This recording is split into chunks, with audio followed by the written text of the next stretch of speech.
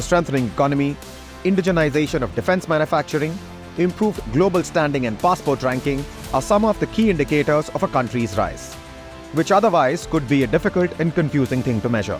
Malaysia's decision to scrap entry visa requirements for Indians visiting the country is not just welcome news for Indian tourists planning to explore Langkawi's rainforest or spend time on its exquisite sandy beaches or visit Kuala Lumpur for shopping.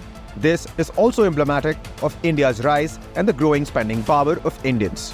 On Sunday, Malaysian Prime Minister Anwar Ibrahim announced that Indian nationals may now stay for up to 30 days visa-free in Malaysia. With this, Malaysia has become the 59th country to allow Indians visa-free entry. Malaysia is counting on extra tourist arrivals and their spending to support economic growth. The Malaysian Prime Minister Anwar Ibrahim last month had announced plans to improve visa facilities next year to encourage the entry of tourists and investors, especially from India and China. Malaysia's need to boost its economy through tourism aside, industry experts are seeing this as a sign of improvement in India's overall global standing and the growing spending power of Indian tourists. Consider this: India's foreign travel bills collectively never exceeded $1 billion in a month till 2022. In 2020, Indian tourists spent $7 billion. This number jumped to $12.7 billion in 2022, the highest for any one-year period for at least a decade.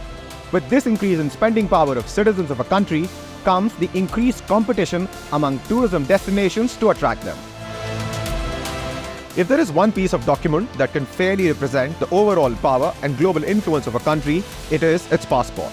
And the Indian passport, which had been languishing at the bottom of the list of countries with a powerful passport for decades, has made some significant forward strides in the last few years. Earlier this year, neighboring Sri Lanka had allowed Indians a visa-free entry. After that, Indians who could enter Malaysia only with a visa on arrival can now travel to the Southeast Asian country freely. Although it will save Indian citizens a measly sum of just 3,500 rupees on visa fees, this is a welcome step. Earlier in July this year, India climbed 5 spots in the Henley's Passport Index.